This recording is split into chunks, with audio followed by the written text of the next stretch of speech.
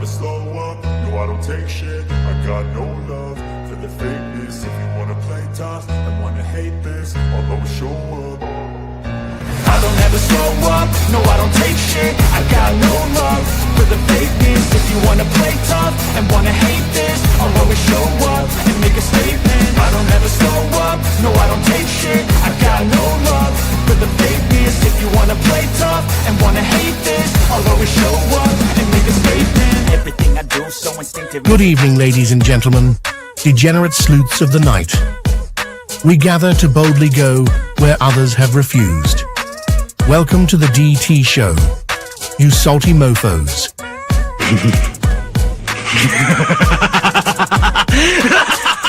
A man accused of killing 4 college students is behind bars, and he has ties to northeastern and central Pennsylvania. State police say 28-year-old Bryan Kohberger was arrested this morning at a home in Chestnut Hill Township. I can't find any case law that would support that idea. That somehow a warrant would be needed for DNA left at a crime scene. We are expecting to learn more about the allegations against the girlfriend of a Boston police officer who was found unresponsive in the snow Saturday morning. I-Team sources say Karen Reed was in a relationship with John O'Keefe. She's facing charges including motor vehicle homicide and manslaughter. So, the Commonwealth just provided the court with information that causes me grave concern. The implications of that information may have profound effects on this defense and defense counsel.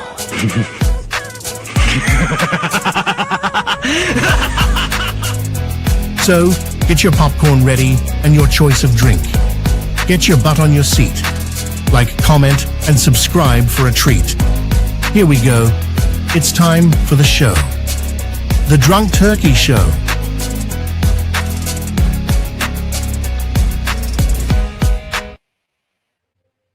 Hi everyone, welcome to the Minds Behind True Crime and of course the Drunk Turkey Show. But we're going to wait a second. We're going to pull Daniel up in 1 second. I just wanted to thank all of you for switching over to the new stream. Those of you who have been with me the past few nights know that for a few times my stream dropped out of nowhere for no reason, and then the other time I couldn't hear the guests. So we played it safe, and Daniel was the bestest of friends and at the last minute created this stream for me. So thank you guys. So tonight we are going to go over the interrogation. Hopefully we fit both Gypsy and Nick in, because I did go through and spend hours getting clips, because there are specific things that I want to ask Daniel about, who was a cop before, and he's, been in these situations. So I have some questions, and we haven't gone over the interrogation tapes yet together. So with that being said, tonight we have our special guest, Daniel from the Drunk Turkey Show. Howdy, y'all. How you doing, Daniel? I'm doing well. Good. It's Friday, and I think it's a 3-day weekend for me, so I'm excited. Oh, that's amazing. Oh, yeah, for me too. I just thought about that. Yeah. I didn't even think about that until you just said it. Now I'm like even more excited. There you go. That's amazing.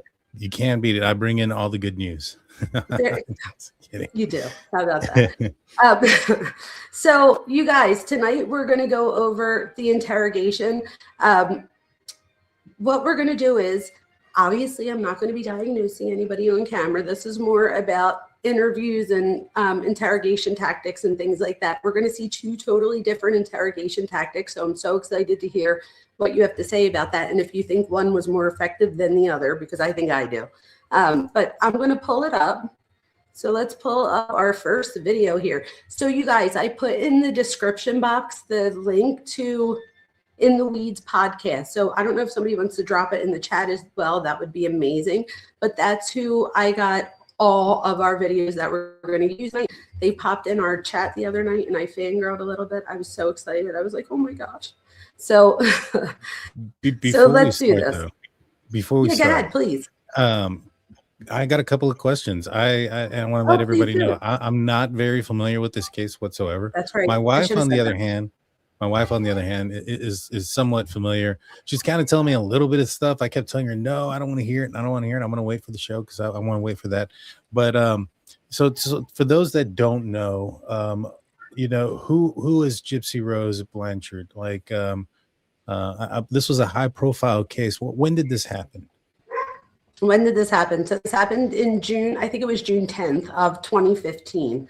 And the thing that makes this such a big deal today is because until recently, now not everybody, there are a bunch of people that are on the truth train, they call themselves, and they've been trying to get people to get the truth for like a few years now. But for most of us, we just got these FOIA documents and we're like, wait, what's happening? A lot of people feel duped because we were led to believe that she was the child of a mother who suffered Munchausen by proxy or factitious disorder imposed on another person, and that she should be out of prison. And it made like Nick her boyfriend look like, he was the one that was the predator. And, he was like, I'll do this for you type thing. And all these things are so not true. Like, and a lot of it is just coming from her. Like, you see the videos, so you could see the actual evidence, and you're an evidence guy. There is so much evidence here. So I think that's what makes it interesting, because now people are thinking like, wait a minute, was she the mastermind here? And it's just so interesting. Interesting. And so for those that don't know, what is it that she did? She got her boyfriend Nick to stab her mom 12 times and kill her, but she does so very interestingly. So there are videos, and you guys, if you go on In the Weed podcast, there's a few people, they have so many videos where it'll show you before the crime. And this is what I didn't realize until recently. We have all these new tapes of her, and these are like messages, like text messages. She'll take a video and then send them the video, and then he'll take a video and send it back. But what we're realizing now is, or I'm realizing now, is that these videos were only taken from a few months before the crime. They were together for 2 years. I think in the beginning, when I first seen this, I'm like, oh, this has been going on for 2 years. Here's the videos over 2 years. No, most of these videos, like these characters, she creates these characters and then has him match it with a character type thing. So for example, her one character, Ruby, is like her evil character. And she wants him to match that. So he creates a character, Victor, who is also evil. Both are capable of killing people, like, all the most heinous things that you could possibly think of. But it's interesting because she's super manipulative. And in these videos, you could see over time her manipulation. He's also autistic. He's a person with autism. And he also has, I believe they said it was like the IQ of 80. So he definitely had like learning disability. So I feel like that is like almost predatory on her end, in my opinion. And again, you guys, this is our opinions, allegedly, all the words. But you could How old see was he? He was 28, I think it was, or 27, and she was 23. So these were like, these weren't like little kids, like these weren't teenagers. Yeah, no, you did send me a couple of videos. I managed to see about 10 minutes of the Ruby video. And for those that aren't aware of that video, it sounds like, from what I could take from it, it looked like a video log that she sent, kind of describing herself to somebody, and I'm assuming this is her boyfriend, and some of the things that she was willing to do, and she was dressed with a jacket that was basically unzipped almost all the way down, and no shirt underneath. And so obviously she was manipulating this young man, or this man. That was one of the things that I took from that. And I also just kind of was, and just watching it, not knowing what it is that happened, because I still really didn't know. I think I was aware that she was involved in her mom's, death, but I wasn't aware of how or somebody else being involved and things of that nature. But after seeing that, I was like, wow, this person seems like they're quite capable of committing the crime or planning it out. she not only did she plan it out, but she sends him money like through the mail so that he can get a ticket to get there. So she provides all that. Then she steals the knife from Walmart. Like, so she tells us this. This is all like in the evidence. So this isn't even speculation. She steals the knife from Walmart, and she and Ruby, I guess, meets Victor at the door. Right at the door. And again, we're playing characters. I told people the other night on one of my lives that the reason somebody would do this too would be, it's like she created these characters so that he could separate himself from the good person that he was being. Like, if you listen to their text messages, he like calls her honey all the time and like darling, and he's very, you know, romantic in that way. So she had to create this evil side to him, and he goes with it. And I think one of the things is that thin line between fantasy and reality, and then adding in that the neurodivergence there, I think that there was like a blur there between reality and fantasy. And I feel like Gypsy was manipulating because she knew that one was fantasy and one was reality the whole time. She meets him at the door with gloves and the knife, and then goes in the bathroom, and he does whatever. And why she's in the bathroom, do you want to know what she's doing? Why he's doing that? She's shaving her legs and her vagina while he's killing the mother. Wow. Like, what? Yeah, see, I had no idea about that. But, you know, just kind of thinking about, you know, her get up and what she was saying to him, and kind of understanding a little bit, just a small amount. That I don't know a lot about him. But from what you're telling me about his, you know, his mental capabilities and things of that nature, it sure does sound like she was trying to influence a dangerous, violent, you know, thing in him, similar to like exposing somebody who's susceptible to violence to, you know, violent video games and things of that nature. And so she's using, you know, sexual fantasies and having a violence to it, to manipulate this person into maybe perhaps committing this crime. It's that's interesting. The whole thing is interesting. So I took notes. There are 8 interrogation videos total, or no, 9. There's like 4 and 5, but I knocked it down to like a few things. So I have like a few clips here is what I'm trying to say that I'm going to show us. So again, Into the Weeds, everybody go subscribe, everything. I think a lot of people are. Okay, so the first one we are going to go. This is another thing I noticed. There's video. There's video 1, 2, 3, and 4, or disc 1, 2, 3, and 4, and I realized that they're not in order, but this is the first one.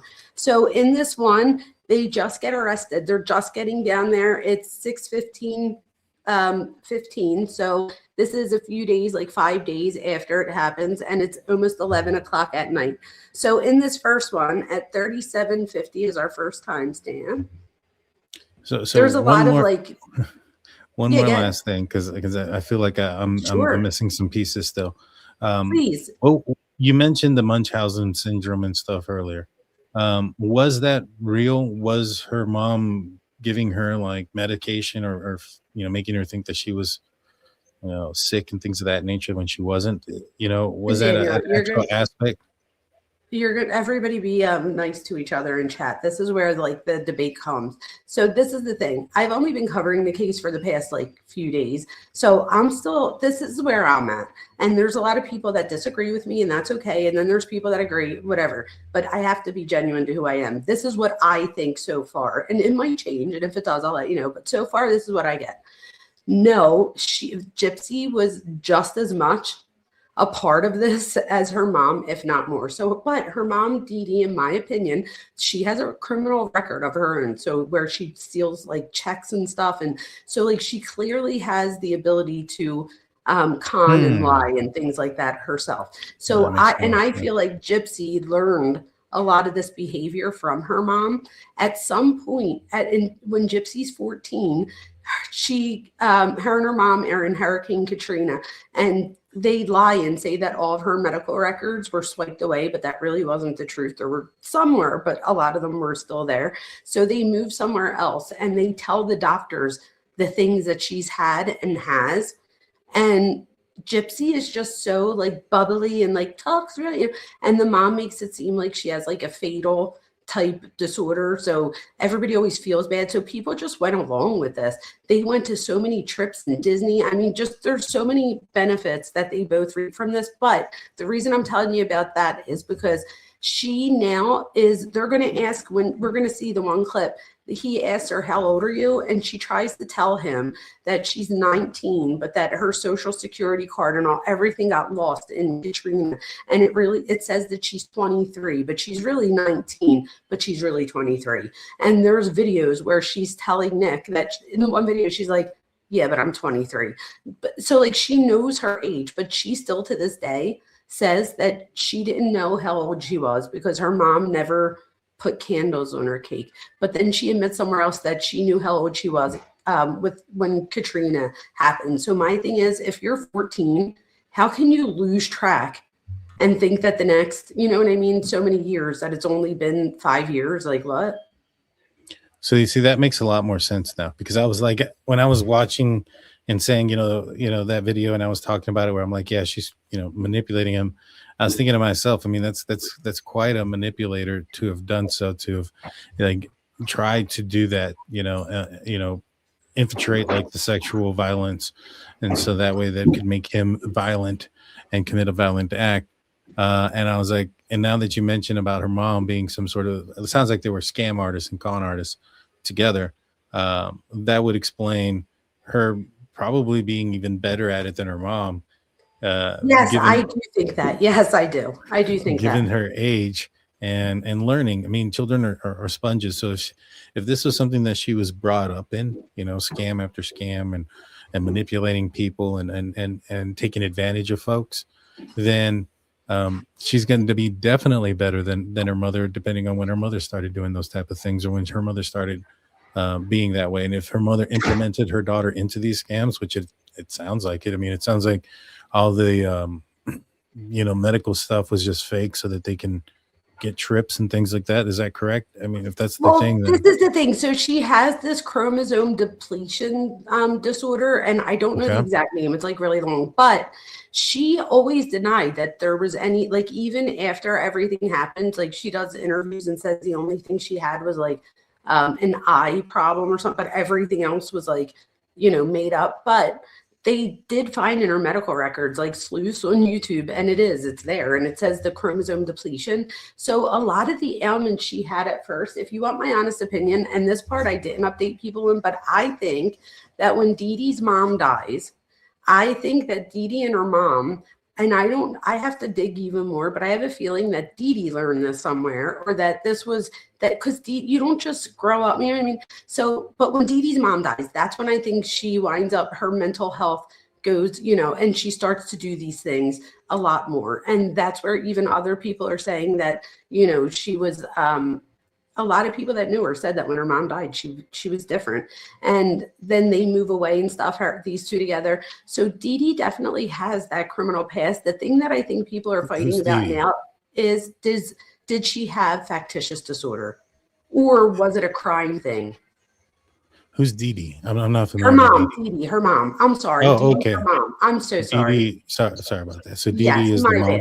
Dee Dee's the mom, yes. So, but my thing is, I looked at Dee Dee's, like, growing up, and her mom had like a very close relationship, but like closer than the other siblings, like almost dysfunctional. But I still have to look into it. So that's all alleged right now. But Dee Dee definitely, I mean, I don't even know why people are denying it. There's like, headshots of her being arrested. So, I mean, she's been arrested for these checks and stuff like that. Gypsy has been caught stealing, but they decided not to press charges. I forget where it was. It was like not Target, but it was somewhere like big like that. I'm sure someone in chat knows. But the police decided not to press charges. They just banned them for life. So, and a lot of it, they used this ailing health as a way to get away with that stuff. But like Habitat for Humanity built a house for her. Oh, the one other thing that I think people are probably like, why aren't you telling him this? She's walking right here, and nobody knows until they see her on the news after mom dies that she can walk. Apparently, Gypsy knew that she could walk longer than her mom knew she could walk. Apparently, she says her mom didn't know she could walk until 2011. And this is from I believe but it started after an accident that she had when she was 8. That's where I think like some of the disordered things come into, like where people would say maybe factitious disorder because of the mom, but I would also say it's called malingering. It's where you almost like linger those symptoms for financial gain. So I just think it like just kept going and going, and and I don't think she ever suffered any consequences. So like I think in this interview room right now, she thinks she's going home in a little bit. Interesting. She has no idea how much trouble she's in. So should I go to the first thing? Yeah, let's do it. Let's do it. All right, here we go. So this is where they come in. Gypsy Rose, when you came up here, did you bring your package and clothing with you? I did. I brought a suitcase and I brought a backpack. You brought a suitcase and a backpack. Was there any medications or anything in the suitcase or the backpack? There was some pain pills that I used for my back, but were they prescription pain pills? yes.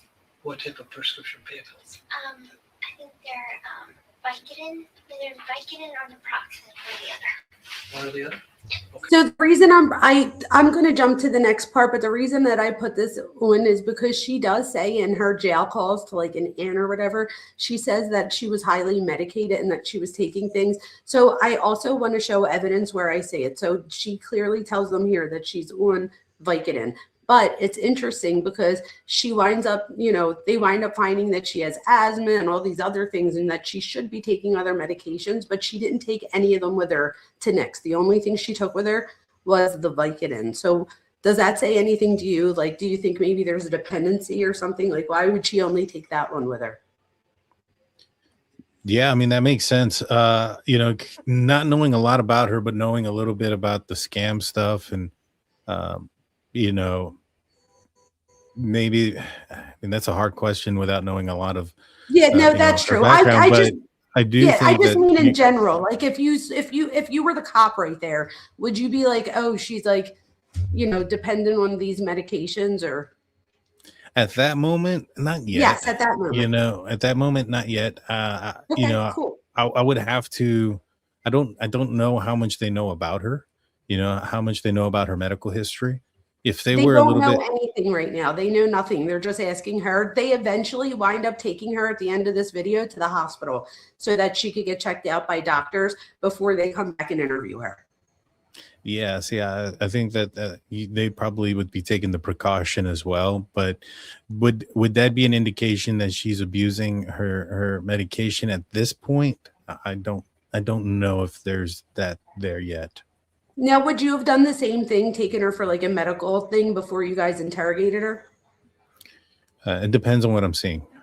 If I'm seeing somebody who's like that appears to be in need of medical attention, as in law enforcement, you're a first responder first, and so you've gone to a lot of medical calls, even though you're not an EMT or any of those things, and so you can recognize when somebody's in trouble or somebody's needing medical attention. You can also somebody might be able to get over with you and lie about it and things of that nature. And, if they're a master manipulator, which it sounds like this lady is, she may be, up to, she may know all the symptoms and how to reenact those and things of that nature, which could be very convincing to an officer who, again, is just kind of knows, when they go out there to a scene where medical attention is required, it's usually like, car accidents, like real medical emergencies. They're not, so they're not, there's not a lot of times they're going to calls where people are faking it. You know what I mean? So that might be, that meter might be a little bit off,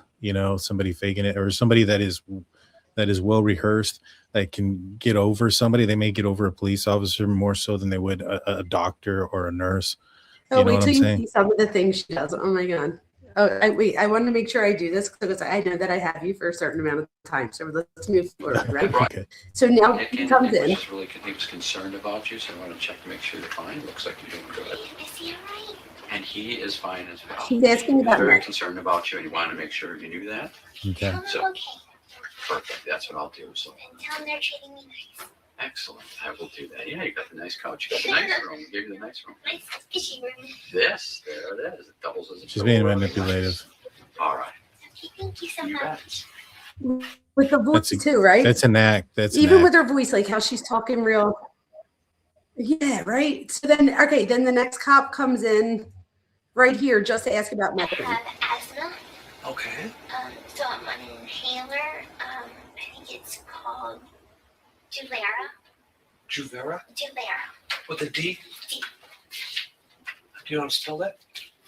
No, they have a commercial about it. Okay. All right. Well, that's good to know. Um,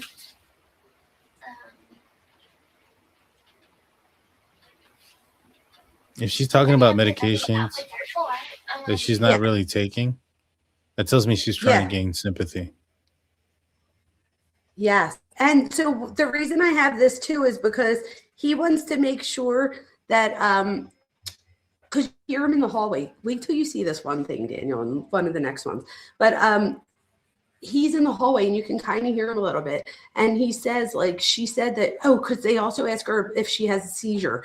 I think what happened is they went to the house already, like they have the police where she lives already doing a search warrant, and they must see all the medications. Like if when you see the crime scene photos, there's seriously so many medications. So I'm sure that's why they're asking a lot of these questions too, because they're probably like, why, what are all these medications? So they ask her about epilepsy. And at first she's like, yeah, I don't really, and then eventually I think she starts to realize she's getting in trouble. So she gets asked about it again. And she's like, yeah, I get epileptic seizures. I had one last month. I was like, wait, what? So I think you're right. I think she is doing the manipulation thing here for sure.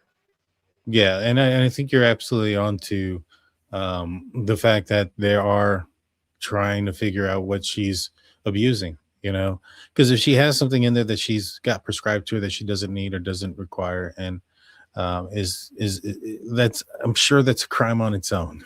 I don't know what it is off the top of my head. I never arrested anybody for those type of crimes. That was more so like a different unit than I was ever a part of. Yeah. But I'm fairly positive faking illness so that you can recuperate drugs is highly illegal. So I'm sure if Travis or Claire are here, they'll let us know too. So then they come in and so this is where they decide to take her to the hospital. But the thing that I want you to see, I just knew that they cuffed her there. I thought that was interesting. But when she leaves, this is what happens.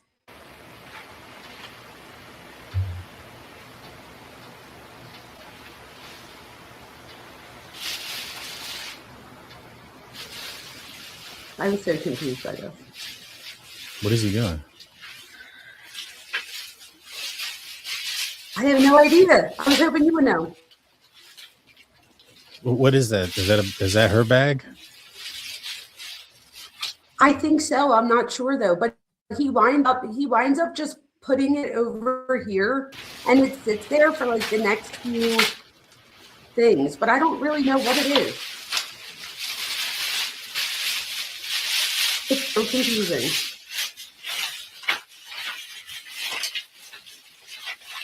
So where did he pull that out of? The hallway. It was sitting right here in the hallway. Like here, wait, let's see. And does the Gypsy ever have that It's in right her there. possession? See it? Yeah, I see it there. But did Gypsy ever have that in her possession? Not that I know of. I don't know. Let me see in the very beginning if we see it at the door. Oh, I don't think we ever see the door open enough to where we could say, I mean, maybe at the end here where they come in to get her. You might be able to see it there. Yeah, I don't know what it could be. Oh, wait, is this it? Are they putting stuff in the bag here? Up to the hospital, but I got to Oh, ask no, you. that's the chains. It looked like a bag, but it's not. Yeah, I don't know where that stuff came from, what it was, but you'll notice it in the next few, like where you'll still see it. He's not wearing gloves, so it's it's not like it's trash that he's strange. going through. But that this he's next trying one, so okay, so again, so they take her to the hospital. So now in this one, they bring her back. so this one is still, it's still 6:15, and now at 3:11. What I'll say is he wasn't wearing gloves, so it's not something that they're going to try to get something forensically off of. Oh, You get what I'm saying? Had he been wearing gloves, then maybe he's trying to get something forensically off of it, but he's not. Which means to me he's probably not looking for evidence of the crime per se. Because if you're looking for some sort of evidence of the crime, you're going to want to be wearing gloves to do that, whether that be anything almost. No, you're right. So leads me to believe maybe, I don't know, maybe it's trash and he's looking to see what she threw away. If she threw something away. Guess what? That's a good point. That's a good one. You're right. That's probably it. So now so she sleeps the whole time. So now she gets up for a second. Talk to someone about getting some food. Okay. So she just says that she's hungry there. Hold on. So she starts sitting there, and then her and this guy start talking. So let me just go to the next one. This one is that. I want to make sure I get to all the good things. All right, so disc 3. This one, in here, I have, she jumps up before the cop comes in.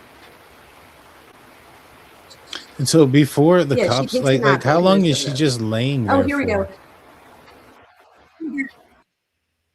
Oh, so this 2 is from 4:42 to 8 o'clock. So 4 hours. And now this disc is she's been there for another hour and a half, so maybe 5.5 hours now. But she's already gone to the hospital. Understood. So that's in there too. So, I know what it is. They're waiting for a cop to come from where she lives. So I think like the cop had to take a flight and everything. Oh, understood. To talk to her. Makes sense. So I didn't know that she had left the area. Yes. All right, so he's coming in any second. Okay. You're leaving a lot of stuff out that you need to probably tell me. I know what it was. Do you want to talk about it now? I know what it was. So this is at the very end. It's this 4 is supposed to go next. This is where she winds up. Finally, he gets like mad. It's right around here. Hold on. There for a while. My bad. And then this cop comes in and he winds up doing something different than the others do. So they have a cop here. And from what we were told, this cop here was just like, these two are just talking. Like if you have time another night, like look through it. It's, disc 4, but she's like, you have to see part of it just to understand what she's doing here. Go ahead. That was an awesome vacation. Just a little hiccup on the road, huh? Is he really giggling? Yeah. She's trying to portray that she's innocent. Yes. And if you listen to the conversation, they're talking about Disney and she starts telling them about like Harry Potter and how she went and she met the cast and da. So like she's just having this whole conversation. So then this guy comes in. So he's the one that comes in from a different state. Yeah, she's just like, it's like the sad puppy eyes, it's just she's trying to manipulate. She's a manipulator. Yeah. Oh, wait till you see at the end of this. She takes her teeth out. What do you say? He's gonna come talk to you. Okay. So I'm from Waukesha here. Oh. Yeah, we would just talk to the detective and go to the house where I was at because that's where my stuff is. She said we go back to the house stuff is. All right, here he comes. Sorry, I must have went back a few seconds too much. That's her bag of food right there. So they didn't understand much. Okay. Come on, buddy.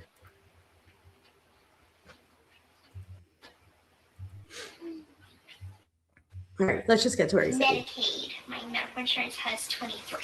Okay, that actually. So how old actually are you? So of course. Okay, and that puts you at how old?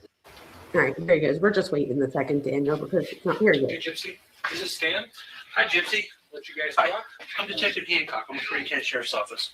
How are you today? Good. Doing all right?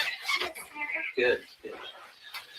All right. Well, Gypsy, I'm here and I want to get a little bit of information from you. So, since this is the first time I've ever met you, okay? So, what is the correct spelling? He's of your marrying first name? her. It's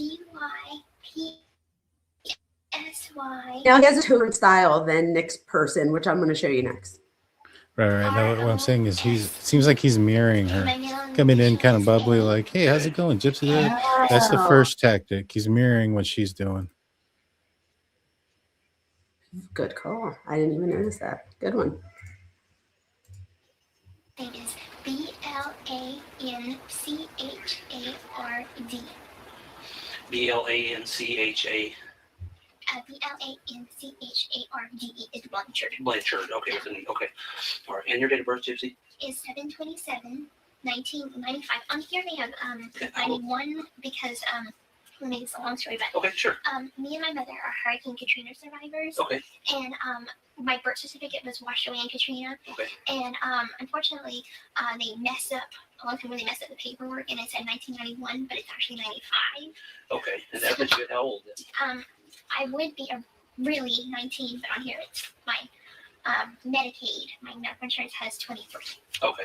So now we know that this is a lie, Daniel. She's the opposite. She's really 23, and she's telling him that she's really 19. So we know that this is a blatant lie right here. Mm-hmm. That's interesting. Crazy. Yeah, probably. So how old actually are you? Let's get 19. Okay. At this point, yeah. Dr. Vona, at this point, Nick, that's her boyfriend, right? Yes. That's his name. Has he been arrested? He's arrested. He's in another room right now. And he's sitting there for hours. So I think she's trying, that's just my opinion, but I think she's trying to even kind of, because how old is he? 28 at the time? Yes. And so she's making herself almost a decade younger than what he is, trying to, in my opinion, kind of, manipulate the officer into thinking that she was the one that was taken advantage by an older man, much older man. Oh, wait, do you see? Absolutely. Gypsy, do you know your social security number? Unfortunately, I don't. I brought my card with me, okay. But it's at my boyfriend's house. Okay, we'll get with that later then. All right. Now, how long have you actually lived there in Missouri? In Missouri since 2006. 2006. Mm-hmm. Okay. Do you work anywhere? No. Okay. Right. Never had work since you've been in Toronto. Did you work down in Louisiana or anything? Yes, Do you have family down in Louisiana? I have some, but They might be fast for okay. All right. some folks. And now, do you have any family here in Missouri? Yeah, I got it. States? Okay. I have my mom that lives. My mom lives in Missouri. And is that it, or do you have anybody else? Does friends count or not really? No, like biological, like brother or sister, siblings, something like that. Yes. Okay, so are you an only child then? Okay, all right. What's some things that you like to do? I mean, what kind of hobbies do you like? I love art. Love art? I love to go to the movies. I love animals. Okay. Just different things like that. Good. Well, Gypsy, we are here investigating something, so I do need to talk with you about some things, okay? I'm thankful because I have no idea why I'm here. Okay. Nobody will tell me anything. Yeah, that's right, and that's kind of why we're here to kind of help you out with that, okay? So, I am going to just share real quick, okay? And as I'm reading this, if you don't understand something, I want you to stop me and say that you don't understand, okay? It's not being rude, it's not implied or anything, okay? And just let me know. How much schooling do you have? Unfortunately, I was homeschooled, but my education is kind of scattered, so I have the basic of a third grader. Okay. Okay, You know how to here read, I have the education of a third grader. Yeah, she's trying to manipulate him into Okay, thinking that okay. she's stupid. I'm not spell very good, but I could read. Okay. How would you say your comprehension level is? Good. Good. Okay. All right. She wants him to believe she's not You do have the right to remain intelligent. silent. Yeah, but he just said, "How do you think your comprehension level is?" And she said, "Good." So he was like, "All right, then let me keep going." So he reads her Miranda rights, but then I want you to see when he starts to get a little. Right, but I wonder part of her scams, like with her mom and stuff, how many times like that she's gotten over men because her mom has told her, "Oh, men think that women are dumb," and that makes you think that'll give you an advantage if they think you're dumb. And if you act dumb. And so, she sees a man here, she's probably leaning on to what she knows. And so she's wanting him to know that she's not intelligent or that she doesn't have an education. this, that, and a third, so that you know, he may open up about certain things if he thinks that, you know, she's less intelligent. So I think this is all very it's pretty interesting tactics by her. It is so But interesting. it's like, based on what you told me, you know, it sounds like for most of her life, her and her mom have been, you know, pulling fast ones over people. So not surprised. Let me back up with something. You're here. Do you know where you're at right now? Yes. Okay, where are you at right now? I'm at the Waukesha Police Department. Okay. All right. And how did you live in Missouri at one point, right? Mm-hmm. Okay. How did you get from Missouri to here? Not about a week ago. It was it all started when I met my boyfriend Nick. Okay. And we met on an online dating website. My mom had a laptop, and so I used hers. Okay. But Let me back up a second for just a second, okay? Earlier when I said let's be honest with each other, okay? I'll be honest with you as long as you're honest with me, okay? And I want you to understand that your honesty goes a long ways, okay? You don't want something in this nature to be like a big snowball. We'll use that as an example, okay? You don't want that That's the snowball right to be so time for big that. that, you know how when you pack a snowball and it's real small, and what happens when you start rolling down a hill? It's bigger, okay? And what happens if you start telling lies? They get bigger. And you don't remember which ones you said and which ones you told. And as soon as that thing gets so big, it goes down the bottom of the hill and it crashes into a lot of people, okay? I mean, a lot of people, all right? And it hurts a lot of people, right? Because it's so big, it crashes and hurts. Now, if you're telling the truth, that's not going to happen. Is that right? Okay, so that's kind of why I want you to be honest with me about this, okay? About some things, all right? Absolutely. So we need to, I'm here, okay? Because I don't think that this is something that you, the intention wasn't there. You know, I don't think you're a bad person. I really don't. I think that you're a smart person, okay? I think that you, you know, sometimes you get dealt bad hand, and I think sometimes that's what's happened with you, okay? And I want you to understand that you need to be honest with me. And if you're involved in anything that I'm about ready to tell you, then you need to tell me, okay? Your mom's dead, okay?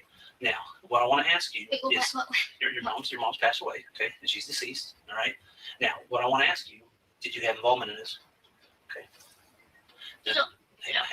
Hang on, listen to me for just a second, okay? I want you to understand something, okay? Remember the snowball that we talked about? You remember the pencil that we talked about?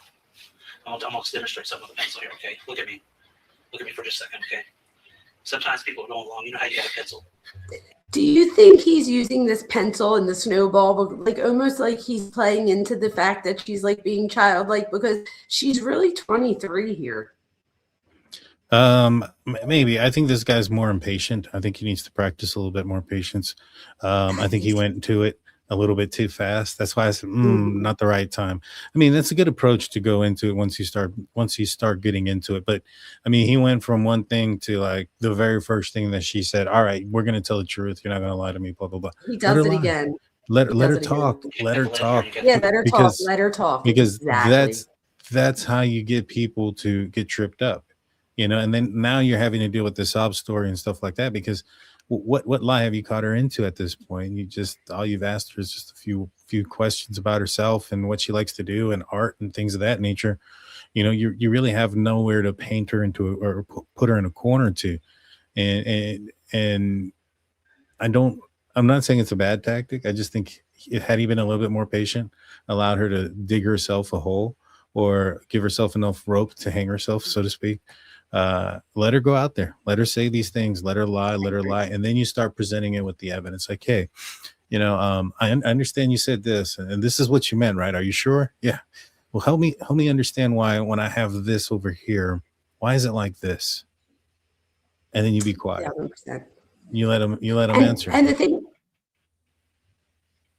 yeah, and the thing is, like, now that we know, like, eventually, like in a couple minutes or whatever, she eventually starts saying, I'm so sorry, I lied to you. So like she eventually admits to him that she's lying to him right now.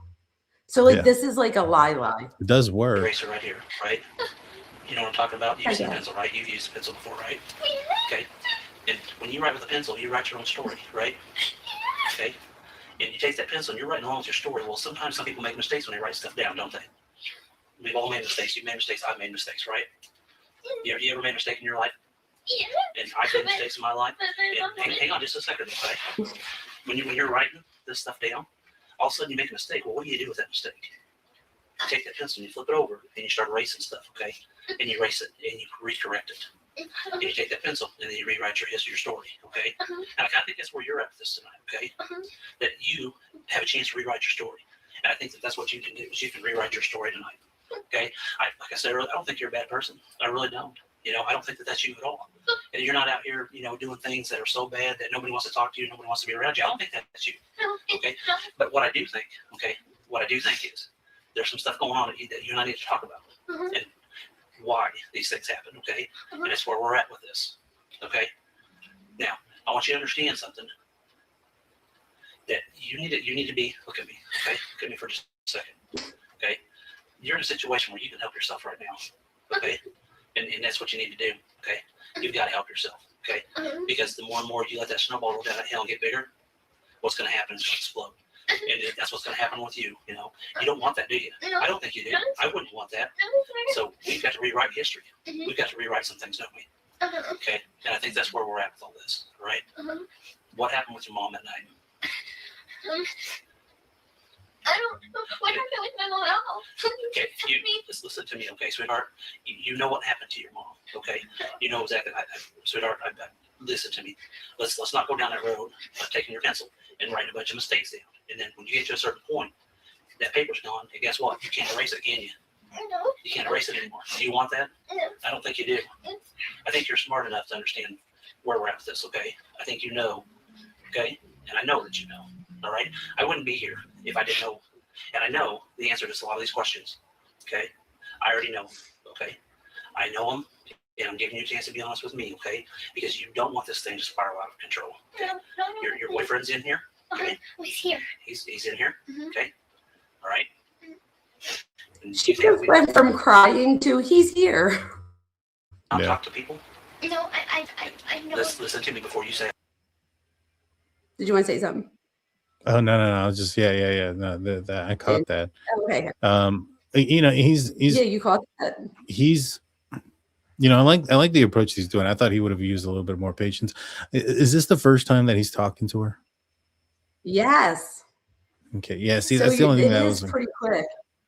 Yeah, it's fairly quick to go right into it, but I mean, it's effective. It's working with her. She's, you know, with some people you need to take control, and it's working. But the thing is that even to the end, Daniel, the thing is, even when she eventually does give, she still lies. Like the story that she tells is not the truth. So she still winds up lying the whole way through. Only I think she realizes that like the gig is up because he starts saying things like, I forget what he said. We'll hear like something about like something that he wouldn't have known if, you know, he didn't know more. And so he gives her an out. He does like the Chris Watts thing where he gives her an out and he's like, well, maybe you didn't hurt her, but did Nick? Why would Nick hurt her? And that's when she eventually is like, well. Yeah, that's a common tactic too. Like, hey, you know, maybe it was an accident, maybe it was this. Just tell us what happened, and then once you get that, then you get a chance and an opportunity to break that down. And so it's just about taking one step in front of the other. You know, you're not going to go from tell me what happened, and they're going to be like, all right, you got me. This is everything that happened. You know, exactly. you got to sometimes give them an out. You know, like that, like, hey, you know, in a scenario where I know it's been used, where there was a guy who was accused and charged, arrested, and eventually was convicted for sexual assault on somebody who was under the age. And the tactic was that that she had came on to him, and we're like, you know, these kids, they're younger, they think they're older, they lied to you, they tell you they're a different age, blah blah blah blah blah, and you start breaking it down, and then they're like, yeah, and then all right, but that wasn't the first time you met her, right? And then boom, then you start going into, so you had a chance to figure this out. You did know. She did tell you some other time. Maybe she told you one other time that it wasn't true at first, but the second time you found out by the time that you guys were hanging out. And in that scenario, that was the case. And the way we got to it was we had to at first get him to admit that he had the relationship and that they were talking, they knew each other. And then from there, just kind of piece by piece, letting him walk himself into a corner. Eventually we got the entire confession. So that's awesome. Yeah, there's different ways of doing it, but yeah. Let them talk. I think that's always important. Let the person talk. They're going to give you the evidence that you want is by letting them talk. I agree. All right, let's see what he says here. Let me see where I'm at. Do not dig yourself in a bunch of lies, because what's going to happen, that snowball's going to get so huge, sweetheart, that it's going to explode on you, and you're never, ever going to dig yourself out of it. Do you understand me? So she keeps going and she keeps lying and lying and lying about you. They all love you. But guess what? Those friends are standing at the bottom of that hill. I understand. And that snowball I understand. is getting ready to crush them because they want to know why. Things very, very clearly. You think that it's me? Why would you think that it's me? I have always thought my mom and I are best friends. Listen to me. Listen to me. Please don't dig yourself in this hole. And that's what you're doing. You're still doing it. Okay. But do you not think that we've already talked to some people? Okay. All right, here we go. We've talked to everybody. I mean, I'm not going to come in here without having all my things in line. Okay, I want you to understand that. Of course, I understand that. And we need to get to the why. When we get to the why, then all these other questions I can answer for you, and we can move on with this. Okay. And you're the person that knows the why. You're the only person that knows the why. Okay. And that's where we're at with it. You're the only one that knows the why, and your friends. sir, Do you really want to disappoint your friends? no, of course not. Okay, then why? May I please speak? When we get to the why this happened, I don't even really know what happened. okay. I came here because my mother kicked me out of my house. She and I were having relationship problems.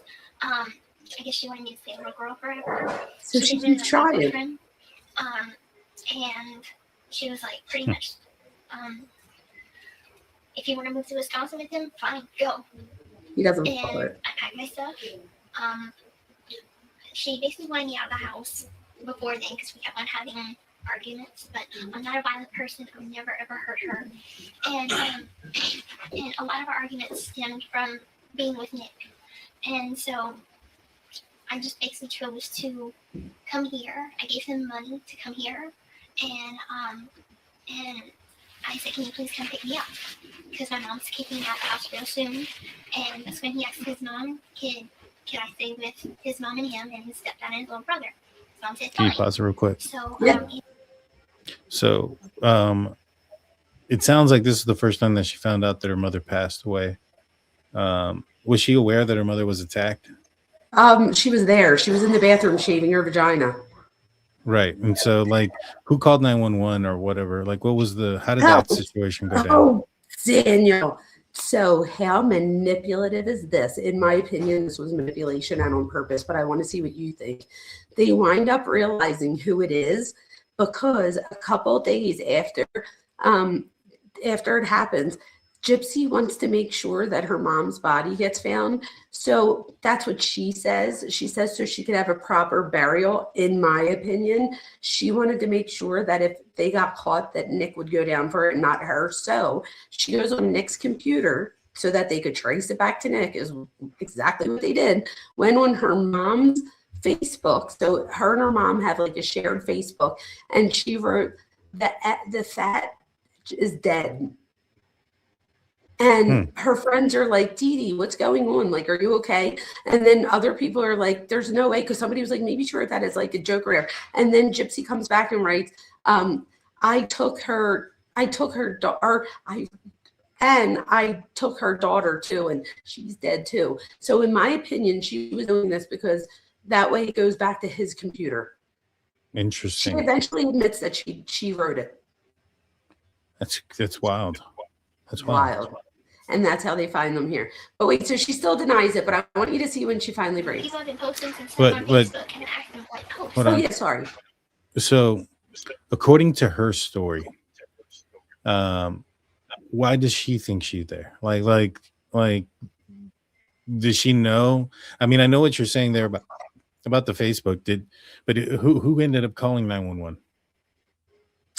So the mom's friend. So on Facebook, Gypsy could see how people were reacting, and one of the friends were like, "Wait, what's going on?" And people were like, "Dee Dee." So like all the friends are chiming in, like the mom's friends, and then the one friend was like, "I live 3 blocks away. I'm on my way home now. I'll stop by and see." So like eventually one of the neighbor friends goes and checks. Yeah, because I mean, because she goes, I'm not a violent person, kind of indicating that there was a really violent crime that happened to her mom. And I'm just wondering what information was out at that time for her to have come up to Nothing. that conclusion. I don't think anything. I don't think she knows anything at this point. All she knows is that they came in and swooped them up. But she really knows everything that happened. But she's acting like she Right. doesn't know anything. But as far as police are concerned, she at this moment doesn't know anything that they know. Right. Yeah. Does No. that make Yeah. sense? No, that makes sense. I was just because, like, that would have been like big red flag for me as soon as I heard that. I'm not a violent person. I'm like, well, what makes you think that something violent That's a happened? good point. That's a good point, Daniel. You know what I mean? Interesting Yeah. stuff. No, that was a good catch. Good. See, this is why I had you on. That's why I asked you to come on, The Daniel. police came before I could even read what he was saying. So I guess he was trying to tell me something. Okay. Do you see that that's what all your friends are wondering why? Mm-hmm. Even that friend that you're talking about is wondering why. Mm-hmm. I wrote down when she Aaliyah finally. is worried about you. Aaliyah? Are you kidding me? Look at me. Look at me. Aaliyah's always been a bully to me. Okay, but look at me. This time is different. This time it's a lot different. She's very concerned about you, sweetheart. Very. What about my Aunt Rachel? Okay. Why did this happen? I don't know. You do know why it happened. Okay. I don't know why it happened. Let me tell you something. I walk out that door. Did she have a heart attack? Did she have a heart attack? She keeps it up. We're not going to play those games. I'm not going to do that. So now he gets upset. Family, but you might as well consider them family I do. because every one of them care about you. Yeah. Bull I'll tell crap. you She who they slipped are. up when she said Gotta get to a violent. certain- Yeah. Won't ever talk to you again No, of course not. because right now, all your family and friends, every one of them, they're there. They're still supporting I'm you. trying to think when he finally gets her. Hold on. You know why? Because they love you. Is it all three So I don't know down? what those things are. Can you kind of describe it a little better for me? Gown. See, I think that's the wrong approach right there. Okay. Because right now he's talking about, your family loves you, this and that. That approach works when you're dealing with somebody who's like going to jail because they took somebody's life in a gangbang situation, or they committed a drug offense, or they committed this or that, and you're trying to utilize guilt as a means for them to confess. Like, you don't want to put your family through it. They're wanting to know. In this scenario, if she had her mom killed, in my opinion, I don't think she cares much about what other people think about her, like to that extent. Nothing. I'm get what so I'm glad saying? that you said that because 1,000%, because I picked up on that too. And I said, I was saying that I also think that because he's doing that and he's saying, like, what do you think that I talk to your friends and your family and they're telling me? And the thing is, I think she knows because she's smart enough here. I think she knows, like, I don't have friends and family that he would talk to. Like, the mom didn't talk to any of her relatives. Like, it was literally like them against the world. So she has to know in her head that some of what he's saying isn't true. And I Right. wonder if that's why she keeps up the facade for as long as she does. could Because she be. just keeps going, and then she eventually gives up. I wrote down when it was, but I feel like my thing isn't matching up for some reason. I don't know why. So let me just say it's coming up. If he's wearing them right now, he's wearing them. You know, if he has those pair at the house here. Oh, wait, hold on. I think it was right there. I think. I don't know. Did you go in and see your mom? No. Okay, here it goes. It's right here. Bus, but the Greyhound bus that he was going to take to go back to Wisconsin, it was too full for me. So, and he told them my name was Bella Godeshan. Okay. So they couldn't track me. And so we took the Greyhound bus, and we came here where we stayed for a few days at his parents' house. Okay. Why are you wearing a wig? Because my hair is fully grown out, and he didn't want people to recognize me. She had to have told him already. I want you to hear what she tells him. Oh, here it goes. It's right here. Let's not do that to them. I don't want to do that to I them. honestly would never hurt my mom, but I'm not. But why did Nick hurt her? Why did Nick hurt her? Now's the time to be truthful, sweetheart. No more lies. This is where it happens. The only reason I didn't think is because he wanted me to himself. Because he wanted to know himself. Getting in the way of us being together. Sure she did. She didn't like Nick. She didn't want her little baby girl to grow up. She wanted to keep her little baby girl young, didn't she? she said that there was something dangerous about him. She had a way of reading people. Okay. And she said that he seems like the head in the closet type of person that kind of murders. You want to pause it? Your Like mom's right. Jeffrey Dahmer kind of person. She just said like a Jeffrey Dahmer type of person. She's lying. This is all a lie. What she's doing is deflecting and minimizing her contributions to the crime, and then deflecting everything towards him, and saying basically, everything was him, it was his idea, blah blah blah blah blah. This is pretty common and consistent with most criminals, to be honest with you. Really? Okay. Yeah. Deflection, minimization. They finding out like, oh, I didn't do, anything like that. Well, wait, because I want to make sure I have time to show you something with Nick's, because Nick does something totally different than she does. So it's interesting that you just said that, because it's so interesting. So wait, let's hear him see this last part. I'll wrap this up and I'll show you next. All right. You know your mom was right.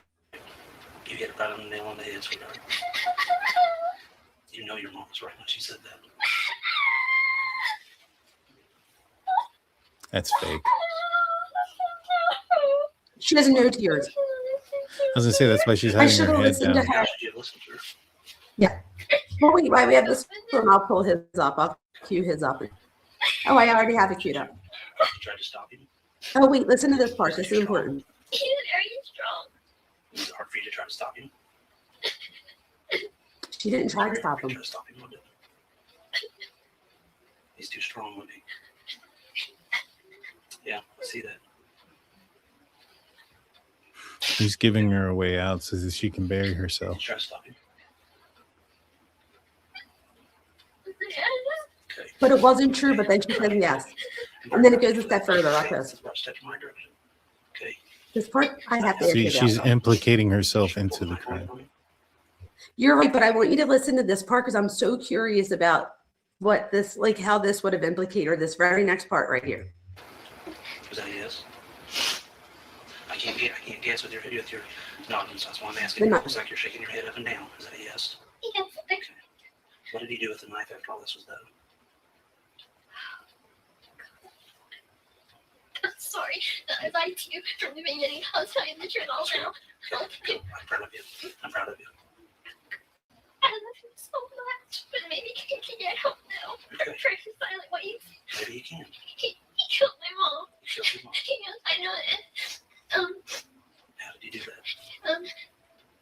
He was supposed to come and visit me, Okay. and I thought we were gonna go outside and we're just gonna sit together for a while on the porch. And At your mom's house? Yeah. Okay. And he came inside, and he started walking to my mom's room, and I told him that he needed to go outside. We need to go outside.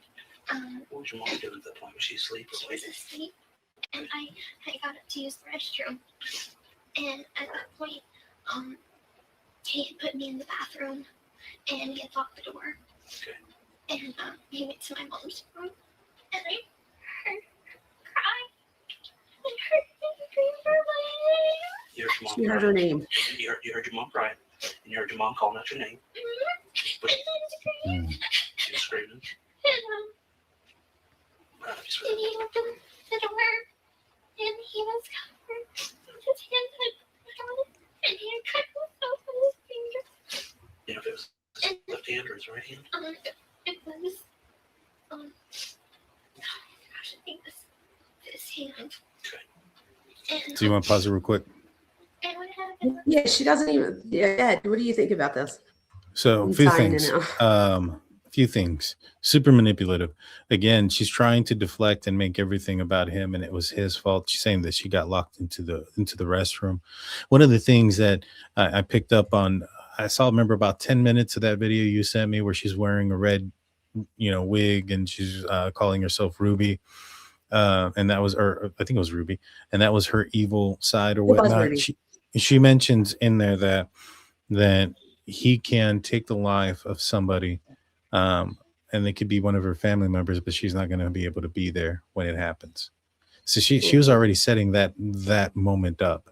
so that way she's not there. And I think that she feels that all the evidence is going to be on him. She's not going to be in the room, and that if she physically doesn't commit the crime herself, then she's just manipulating this guy from the get-go. You are I can't believe you just said that last part. So it's so funny you say that, because one of the things, and she still does it to this day, that she says that I'm like, oh my gosh, like read the room. Like, what are you, like somebody tell her that you shouldn't say it. But she'll be like, the reason I'm out right now and he's still in jail is because I'm not the one that did the actual kill. Like, she really just believes that, like, because she didn't do it, she didn't do it. Like, I'm like, wait, what? Like, and like, so, and even to this day, she still like doesn't get that. Like, she needs to like take responsibility if she wanted anybody to, forgive her. But at this point, she's like showing her ways in ways that we've, haven't seen before. I want to make sure I get to a chance to show you this Nick one real quick.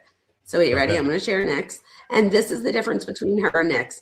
Nick, so let me just tell you, and I can't wait to go through and watch all of the things with Nick. So Nick has like 5 videos, but most of the videos he's in the room all by himself. However, I was like, you know what? Like, he wasn't sleeping. So I was like I start listening, Daniel. He's having full-blown conversation. So I am going to go through like tomorrow, the next day, and I'm going to try to make timestamps for that, because I'm interested in what he's talking about to himself out loud. But now this is the investigator. This is the first time they come in to talk to him. And it's 12:36 a.m.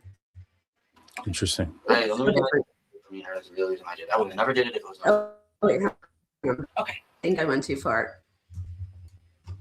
This was like, oh, come on, thing. Here we go.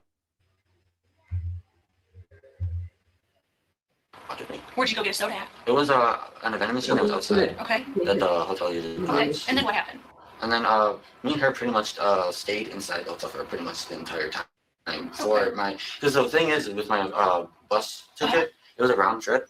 So at first I thought I'd rather get her back, since she wanted to move in with me, obviously, because that's just when she's up here.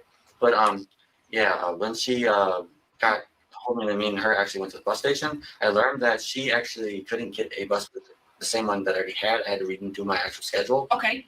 So after that, I did it. I got it renewed for pretty much nothing because it's just free. Okay. And I helped her with her bus ticket afterward. Okay. Did you give her money for it, or? No, I paid for it for her. Oh, okay. Yeah. And then what happened? And then because the one that I had to change, because of that one was changed, we ended up going back to the hotel. Okay. Just to rest, pretty much.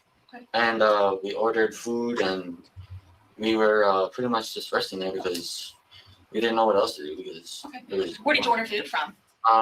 One place was Domino's. Okay, and they delivered it to your room? Yep. Okay, so Domino's delivered to your room? Okay. She was just. Because she told you to? Yeah, because she feared for my safety. Okay. Okay. So then you guys get on the bus, and then you guys get here. We didn't talk to Gypsy all this time and not get everything. Okay, this is how she does it different. So this is where she does it different than the other cop. So now she gets all the background, and instead of like doing what the other cop did, she goes right in and says, Nick, you don't think we made you wait this whole time and we didn't talk to Gypsy already? But they didn't talk to Gypsy already, right? So, but they tell him that. Well, you also have. Be honest with me, because if you want. You also have somebody, I think, in Gypsy who's probably intellectually more advanced than this guy, and so you're 1,000%. You're with him. It's not going to take as much. So you think that maybe that was a tactic, like where do you think that was a tactic, like that they had like the female? Because I was wondering, that was one of the questions I had for you.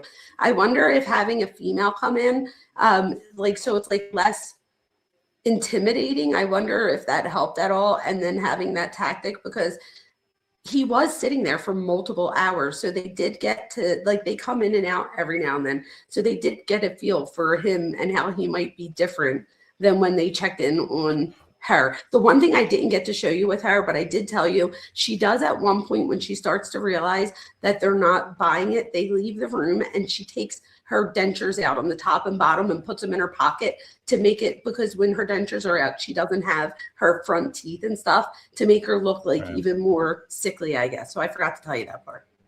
Right. To me, I think it's more a tactic because this guy's probably easily persuaded by women.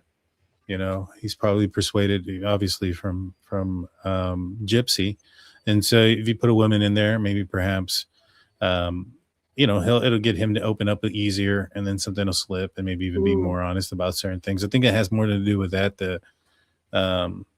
You know, at this point, I mean, that's kind of the direction I may have gone with it. You know, sending a female detective, thinking, all right, you know, this guy's already been manipulated once. You know, he may be easily talked into by a female, you know, because he's, you know, more attractive into the situation, might be looking at her differently, and want to please her by answering her questions and things of that nature. You know what else? And that's going to equal to a slip. She looks like his mom a little bit, like with the blonde hair and stuff, and like her age. So I thought that was interesting too. I'm like, I wonder if like that was by design. But then again, I mean, who knows who's on duty that night? I mean, I guess you can't just be like, oh, I need someone that looks like. But I did think that it was interesting that she looked like motherly type, and he does. He says, like, wait till you hear. He just answers every question she asks. Right, ready for this one? Yeah. Then you're not gonna let Gypsy get in trouble. Oh. Without you being. I know what I was going to okay? say. One of the reasons I had you watch the Ruby tape is in the Ruby tape, you guys, anybody that watches it, or if you haven't watched it, she keeps going back to, if you worship me, then you'll do this. If you worship me, keep that in mind. And so what you need to know is that Gypsy told us everything. Okay. We didn't talk to Gypsy all this time and not get everything. Okay. That's what we do. Yeah. And so, Nick, I want you to do the honorable thing, okay, for Gypsy and for your family, okay, because we know what happened. And I want to give you the opportunity to start over and to tell the truth, okay? And the truth is not what you've told me. How much have I told you to believe is the truth? I believe the part that you got on a bus and went to Springfield. Okay. I believe that's true. Okay. That you ordered food to eat. I believe that's true. Okay. I believe that it's true that at some point Gypsy came back with you to the motel. I believe that's true. Yeah, I believe Gypsy got on a bus and came here with you. I believe that's true. Yeah. That's all I believe. Okay. Okay? Because you missed a lot in there. And I understand that you missed a lot because you don't know what to say because you don't know what Gypsy said. I understand that. Mm-hmm. But I'll tell you right now, Gypsy did tell me everything. She told us everything. She told us about you coming there. She told us what happened to Mom. She told us about your guys' relationship. She told us about the cleanup. She told us about all of that. Okay? So do you want to do the right thing by Gypsy if you love her? Well, the truth is I worship her. So I know you do. I worship her. I wouldn't do it. I know. Thank her. I know you do. I believe you do. But this It's is part of the point where manipulation. You're going to prove whether you do or not. Okay, when me and you talk. Okay. Okay, because it's not fair. It's not fair to Gypsy for her to be honest and you to lie. Okay. So what I want to know is can you tell me this first? Okay. Did Gypsy know that you were going to kill her mother? Honestly, she asked me to. Okay. So Gypsy knew you were going to do it because Gypsy asked you to. Yes. Why did she ask you to do that? Because she felt it was her only way to be with me. Okay. She felt like if you killed the mom, then that's the only way she could be with you. Yeah. Do you know the mom's name? Manipulative. I don't know her real name. All I know is that she goes by Dee. Dee Dee. Okay. So, has Gypsy asked you to kill anyone else? No. Okay. She just wanted you to kill her mom. Yes. Okay. And how did Gypsy ask you to do that? Did she ask you to do that in a text message, on a Facebook, or in person, or something different? Well, it was more than once. I mean, you had Facebook. We would talk about it on there. We would talk about it even on Texas. Okay. And what kind of things would Gypsy tell you that she wanted you to do? She wanted. The thing is that I know she loves her mom a lot. I know she does. Yeah. I had I was up here with her, and she felt guilty about the whole situation. I had to make sure she was safe, and meaning like I had to make sure she felt like she could be comforted by you. Okay. Yes. Okay. Because and then the truth is, okay, I'll admit it. I did actually stab her mom. I will admit it. I know. Okay. The only reason I did it is because I did it for me and her. That's the real reason I did it. I would have never did it if it was not for me and her. Okay. So you wouldn't have done it if somebody else would have asked. No. Okay. There's no way I would have did it for anyone else. Okay. So you just I did it. truly do worship her to the point there's nothing I want to do for her. Okay. And there you go. So I truly do worship her, and that's the only reason I do it for her. And like you're saying, it's complete manipulation. I also want to tell you that if you give me any like hand signal to hold on, I can't see it because when I go over to see where you are on that screen, it cuts out for me. So I have to stay on this screen. So just cut in if you want me to stop. Yeah. No, I mean, this kind of goes back to what I was that, saying, right? Early on about, the sexual manipulation, what she was wearing, what she was saying, I'm not surprised by this worship thing. And now he's bringing it up. And so it obviously, she ingrained that into his brain. And, I think that there's a good possibility that, this guy have a girlfriend before. Yes. So he's been in relationships before her? Yes, but I don't know who the girls are or whatever, so I don't know like what capacity it was in. Like, did they see each other? Was it like an online thing? So I really don't know the capacity, but he did have, because Gypsy at certain points like gets jealous of these girls, and I noticed that that's a running theme for her. Like even to this day, she gets very jealous if somebody like says anything or if somebody talks about somebody's ex. Like it's bizarre. Yeah, and so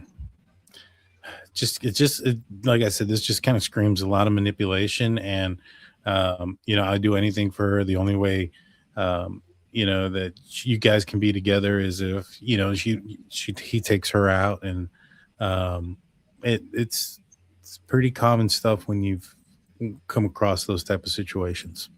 Mm-hmm. Yeah, it's only a few more minutes here. I want you to hear, like, wait till you hear some of the things. I think that you proved that you do what she asked you to do, if that's the case, if she did ask you. Yeah, she did ask me. Okay, and she asked you more than once? Did she ask you why you were here? She asked me more than once because what happened was, at first she wanted, because the thing was is that she wanted to do it herself, but she was too, what's the word, not cautious, it's, I guess skittish is the word I'm looking for. Okay. She didn't want to actually do it. Okay. Because she couldn't live with herself doing it. Okay. And as for me, I honestly to this day I still feel guilty about it. Okay. I do. Right. Because I learned so much about her mom after she told me and more about it after actually being able to live with her for a little while. Right. I actually realized how good of a mom she was. Okay, so it kind of makes you feel a little guilty. No. I feel a lot more guilty. Oh my God. I don't know why I didn't hear that the first time, but wow. So she makes the mom seem like she is like the devil. Also, what I found out in the past day or so is that at one point she says to Nick, she must tell him that he got her pregnant. They met one other time before this.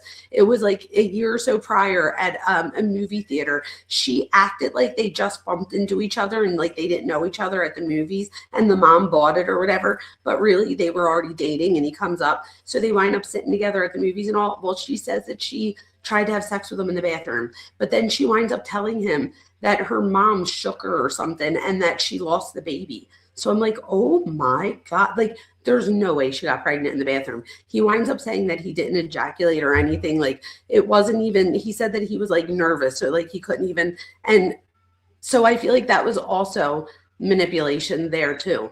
Something. Yeah, it seems I know what I was gonna say. So then after the mom dies, she then starts telling him stories about how her and the mom were so close, which now makes him feel even worse because like at first he was probably like, oh, your mom did this, all these bad things. And now he says he feels super guilty because he didn't realize that, I guess that the mom had a good side. It's so sad. She definitely used it. Okay. Because so Gypsy's telling you about her mom. Yeah. And then. Yeah, how she was and her accomplishments and all, yeah. Okay. So when you came here to Springfield, that was your purpose to come here so that way you could do that for Gypsy? Yes, because I wanted to be with her and I wanted. So did Gypsy know you was coming here then to go ahead and kill Dee? Yes. Okay. So why did you guys decide that you would stab her instead of shooting her with a gun or poisoning her or beating her with a bat? Like, why did you guys decide stabbing would be what you did to kill her? Honestly, the thing is we really wouldn't have known how to poison her. Honestly, we wouldn't have known how to. Okay.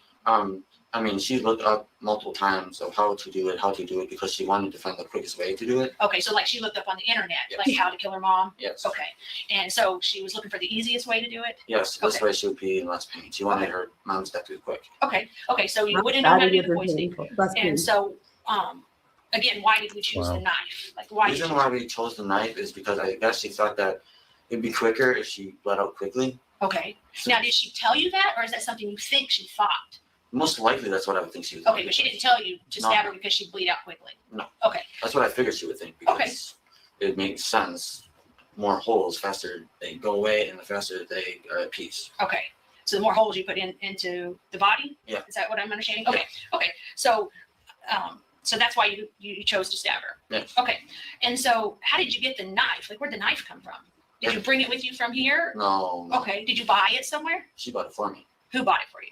Gypsy. Where'd she buy it from? Online. She bought it online? Or wait, no. It was not online. I gotta get that straight. It's not. Yeah, don't lie, because you don't want to get Gypsy in trouble for something because you're gonna lie about it. I know. Okay. I know. She somehow found a way to get one at Walmart. I don't know how she did, but she did. So when you didn't bring a knife from here? No. So when you got here, she had a knife? Yeah. Where So did did the she know knife you come was gonna from? stab her? Walmart. She stole it from Walmart. Okay. Yep. Yeah. Okay. And then wait, remember when she asked this next question or two or whatever, I forget, it's either this next question or question after, she's going to ask him about how did the knife get here? Like how did the knife get back to his house? And if you remember, the other cop asked Gypsy this, and that's when Gypsy has a breakdown and changes the subject and never answers this question. But Nick answers it here. Okay, so what'd the knife look like? It was it had a red and black handle. Red and black? Yeah. Okay. And how long was it? Gosh, I don't even. Use your hands to show me. I can maybe that long maybe. Was the red and black handle plastic or wood or? It was I'm trying to think, squishy grip. I can't remember what it's It was called. a squishy grip? Yeah, it's hard to really put into words. Okay, on the edge of the knife, like if you, can you draw the knife for me maybe? I'm a bad artist. You're a bad artist? Okay. With the knife, like, okay, if the knife went like, was the knife smooth like this or was it jaggedy like that? It's jaggedy. Jaggedy? On one side and the other side it was smooth. Okay. And what color was that part of the knife? It was just the black. Oh my gosh, I am so sleepy. That's right. It was just the normal color of what blade usually looks like. Like stainless steel type Yeah, look? Okay. yeah. So like, see this edge of this table right here? Kind of like that? Yeah. Okay. So that's what that looked like. And then the handle was red and black, kind of squishy. Mm. Okay. Could you hold the knife with one hand or did it take two hands to hold the knife? One hand. One hand? Yes. Okay. Have you ever stabbed anybody before this? No, that's the reason why this was the very only one person I would ever do this for. Okay. Only person you do it for is Gypsy. This is the first time you ever stabbed anybody. Yes. Okay. So when you're stabbing Dee, where is she at? She's on her stomach. On her stomach where? On the floor, in the bathtub, or somewhere different? On her on the oh my gosh, I got it in my mind. Where? Oh, hold on 1 second. You're fine. Take your time. She was on the bed. Her bed. Her bed. In her bedroom? Yes. Okay. So was she sleeping on her stomach or just laying there watching TV or? Sleeping on her stomach. Okay, so she's laying in her bed sleeping on her stomach. Is she covered up with covers or uncovered or? It actually when I did it, it seemed like she had her there's almost like a nightgown on it seemed Okay. like. And she barely even was covered at all. Okay. So it was easy access to her body. Okay. So she didn't have a bunch of covers on her. It made it a lot easier to do that. Okay. And so when she's laying there, where's the first place you decide to stab her? And I just was in a random spot in the back. In the back, just random. Yes. Do you know how many times you stabbed her? 4. You stabbed her 4? Yeah, 4 times. Okay. The 4th one, I felt it go into, I think it might have been her lungs. Okay. Because it was harder to get out. Okay. Did it take one hand to get it out? 2 hands? I had to yank it out. Okay. With one hand. Okay. So it did. So the others came out easy, but that one kind of came out harder. Yep. Okay. And so, you only stabbed her 4 times. Are you sure about that? Well, as in stabbing, I stabbed her. Okay. But I did actually cut her one other time besides that. Okay. Where'd you It was cut her on out? the back of her neck. Okay. And did you use the same knife that you Yep. did the others with? Yep. Okay. And when you did the cross to the back of the neck, did that even cause an injury, or did you see any blood or anything? Yeah, she was bleeding. Okay, she's bleeding. And so See did right you, there? Mhm. That's getting information that only the person that committed the crime would have known. I was going to say, is that why she's getting so detailed? Because some of the stuff is like, if you have the knife and you know what the knife looks like, is it really important for him to describe it? But you're right, because what if it was green and he said But it's not only black that, and red? just like the injuries itself and the markings and where and the type of injuries and how many. You know, the slash across the back of the neck, that's only something that the killer would really know. I don't think they would have put that out there. That's true. And I think it's interesting because she knows that she was stabbed him 4 times, which is why she gets confused and says, are you sure it was only 4? Because as him being autistic, like his neurodivergence, he's taking everything she says literally. And because he considered the one across the back of the neck like a slash wound and not a stab wound, he says, no, I only did that 4 times. And then he's like, and then he does this, but you'll start to see that as she, like, I think she realizes that he's taking her very literally. So she starts asking him questions like, well, could there be some where like they didn't go all the way through? And he's like, oh yeah, yeah. So like it eventually adds up to the 12. But had she not asked him those follow-up questions, that might have been confusing. Like, wait, why do we have 12? And he only said 4. So I thought that was interesting. Is that something you would have done too? Like if you knew there was 12 and the person said 4, like would you have asked, were there other types of wound? Like how would you have tried to make that make sense? Yeah, no, I'd definitely be asking a lot more questions about the wounds, you know, like, you know, could there have been other ones that you didn't know about? You know, did you swing and miss or did you think you missed? You know, those type of questions, because if you got to get something that only the person would know. You know, that specific one about the back of the neck, I was like, boom, That's like, it, you know, right? drop. Yeah, like that's the case right there. And they do wind up asking him if Gypsy does any of them. She asks her right. Scream or holler or what was she saying? First she said help, and then she didn't recognize who I was. So she said, who are you? And then She said, who are you? Yeah. Okay. And she didn't recognize who you are. She says help. She What doesn't did she say? recognize who he is, but Gypsy tells the cop that the mom didn't like him and all these things. And like the mom only met him once and it was like a random, like the mom thought it was random at the movies. Like she didn't even realize. So that, I thought that was interesting too. Like that's why I said Gypsy, even when she tells not the truth, but even when she like says like, oh yeah, that happened, she still lies throughout the whole thing. It's just been, it's bizarre. she called up for Gypsy, but Gypsy didn't do anything. Okay. She hollered for Gypsy. Yes. And did she holler for Gypsy once, twice, 5 times? 3 times. 3 times? And what was she saying? Can you tell me how she said it? She pretty much yelped it. Yelped it? She's like, Gypsy. Okay. yeah, she was loud. And what did you do when she did that? It didn't stop me from keep on going. Okay. You just kept stabbing her? Yeah. Okay. Is there any reason that we would think that maybe you stabbed her more than 4 times? Not that I'm aware of. Okay. Now, did Gypsy come in and stab her? No. Gypsy never stabbed her? She couldn't do it. That's the reason why she asked me to. Okay. Did you try to get Gypsy to come in and stab her? No, I would have never done that. Okay. So when you say 4 actual stabs, so those are the ones that went in deeper? Yeah. Was there some little ones? Or There might have been, because the truth is I counted the ones that went in deep. I didn't count if there's any other ones. okay. So if there's any other ones, you just didn't count those because they didn't go in as deep. What does that say to you, But you know Dr. that 4 of Vona? them went in. That he counted the deep ones, that he counted how many times he did it. It says that I think it's part of his neurodivergence. Okay. Interesting. I do. Everything with me is numbers too, so I get that. And I also think that him being very and asking concrete, that's what I'm looking for. Him being very concrete, I think that's also part of his neurodivergence. And I think that she'll say to him, like, make sure you don't lie. I don't think that he's trying to lie in those moments. I think he just literally forgets for a second and has to rethink, because then he winds up, he's the one that corrects himself, like with the Walmart. He was like, no, wait a minute.